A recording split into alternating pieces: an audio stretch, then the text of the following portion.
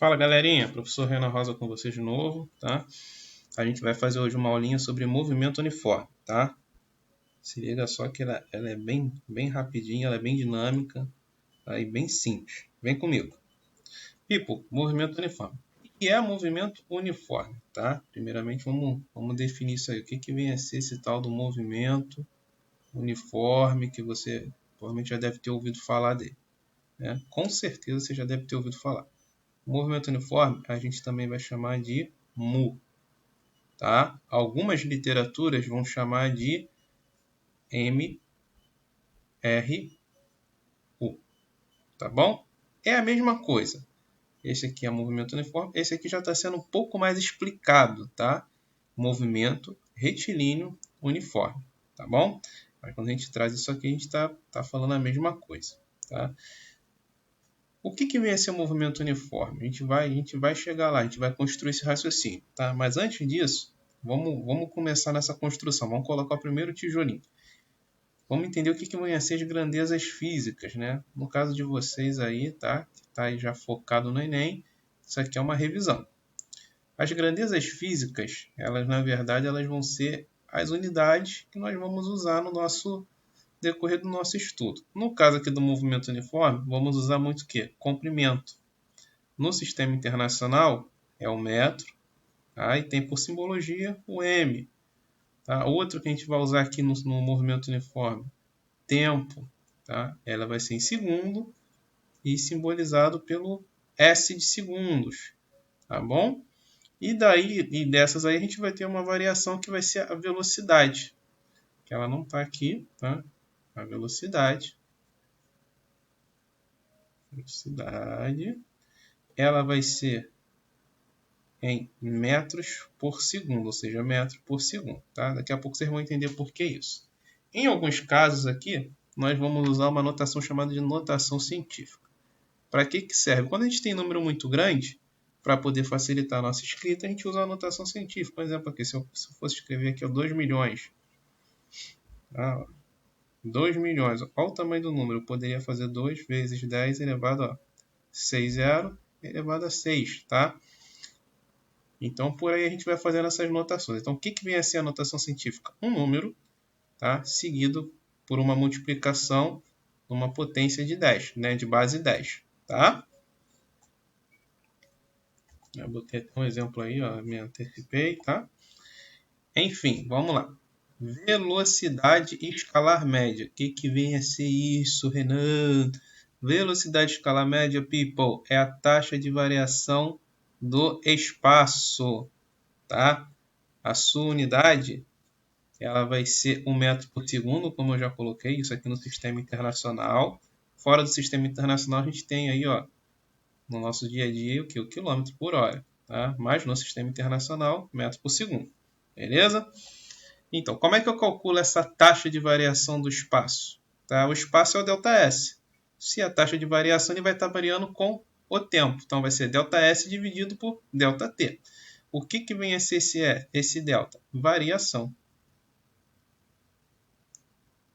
Então, toda vez que você for ver um delta na física, ele é a variação. O que é a variação? É o final menos o inicial. Tá? Ah, Renan, então toda vez que você tiver esse aqui, delta é final menos inicial. Perfeito. No caso do S que eu estou falando de espaço, né? Espaço final menos espaço inicial. Aqui que é T de tempo, tempo final menos o tempo inicial, tá? Isso aqui, abrindo essa equação, tem isso aqui. E o que vem a ser isso quando eu faço essa conta? Velocidade de escala média, tá? Quando você tem uma conta que você cai, por exemplo, aqui no quilômetro por hora, ou seja, se o espaço tivesse em quilômetros e o tempo em hora, você ia ter uma unidade de velocidade em quilômetro por hora. Se você quiser fazer essa conversão para o sistema internacional, que é para metro por segundo, ó, toda vez que você for passar de quilômetro por hora para metro por segundo, divide-se por 3,6. Se for o contrário, multiplica-se por 3,6. Tá bom? A nossa equação horária da posição, né? Por que equação? Porque isso aqui, na verdade, é uma função. Ela é horária porque ela vai ser em função do tempo. Se eu estou falando que é da posição, aqui vai ser um S de posição. Tá? Então, todo gráfico que eu tiver no mu, ele vai ser em função do tempo. Tá? E eu vou ter a minha equação horária da posição. Posso ter também da velocidade, tá bom? Mas vamos mostrar da posição para você. E é a do sorvete, né? Conhecida popularmente como equação do sorvete, né? Para você não esquecer. S, posição final, S0, posição inicial, mais VT, tá? Velocidade. Isso aqui considerando quando eu tenho um tempo inicial igual a zero. Que aí esse ΔT aqui, né? Quando você subtrai de zero, dá igual ao tempo final, tá bom? Opa, desculpa. E nesse movimento aqui, eu vou classificá-lo de duas maneiras. Ou vai ser progressivo, ou ele vai ser retrógrado. Quando ele vai ser progressivo? Quando a velocidade for positiva, maior que zero. Quando vai ser retrógrado? Quando essa velocidade, people, ela for negativa, ou seja, menor que zero. Tá bom? Mas o que eu tenho para falar aqui? Gráficos. Gráficos do movimento uniforme. Tá? Ou mu. Mas pros íntimos, isso aqui é pros íntimos, tá? Daqui a pouco vocês estão chamando de mu. É igual quando você chama sua namorada, seu namorado de mu. Né? Coisa de intimidade. Então aqui o gráfico no mu, ele vai ser o seguinte, ó. Eu tenho aqui duas variáveis que eu estou trabalhando, já que todas elas estão sendo em função do tempo, tá? Tanto para velocidade quanto para espaço, todos vai ser em função do tempo. Então eu tenho o quê? Um gráfico para velocidade e vou ter o gráfico para posição. No movimento uniforme, a minha velocidade ela é constante. Se ela é constante, o gráfico só pode ser uma reta. Se a velocidade for positiva, ó, esse aqui é o meu eixo cartesiano, tá? Aqui é o meu zero. Se ela for positiva, a velocidade como sendo constante, ela tem que ficar na parte de cima. Se ela for negativa, na parte de baixo, tá? Ó, movimento progressivo, movimento retrógrado, tá? Velocidade negativa, velocidade positiva. Velocidade positiva, velocidade negativa, tá? Então, esse é o gráfico da velocidade. Easy, easy, easy, people, tá? E o gráfico da posição, né? Se o T sempre é embaixo, eu estou falando de posição, o meu S de deslocamento ou posição vai ser em cima. Tá? Para a minha posição, vai ser sempre uma reta inclinada. Tá? Se ele estiver subindo assim, ó, isso aqui significa que a velocidade é positiva, movimento progressivo. Se ele estiver em declive, velocidade negativa, movimento retrógrado. Tá? Eu posso ter um gráficozinho com essa cara.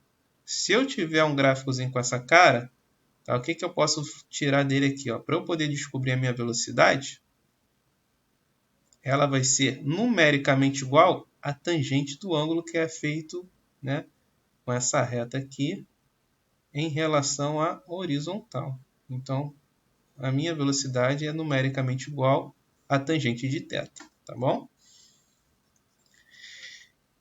Movimento uniforme, vamos lá. Relativo, com sentido oposto e tendo o mesmo sentido. O que vem a ser isso aqui? Eu vou tirar minha velocidade relativa. Na verdade, eu estou tirando isso aqui, velocidade relativa. Quando eu tenho aqui sentidos opostos, ó, eu tenho essa bolinha vindo para esse sentido K e essa aqui indo para o sentido oposto a ela. Então, como é que eu faço a velocidade relativa quando os sentidos são opostos? Tá? É como se eu tivesse uma colisão entre dois automóveis. A gente soma. Tá bom? A gente faz a soma. Então, ó, 3 com 5, 8. Tá bom? Vamos lá. Movimento relativo com mesmo sentido. Ó. Como é que eu faço isso aqui?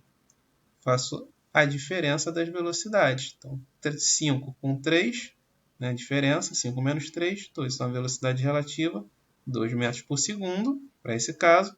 E para esse caso de cá, 8 metros por segundo. Beleza, people? Galera, o que eu tinha para falar com vocês aí de movimento uniforme era isso. O restante, as outras nuances, os outros macetezinhos, eu vou destacar com vocês na nossa aula de exercício. Não perca, beleza? Forte abraço para vocês, até a próxima.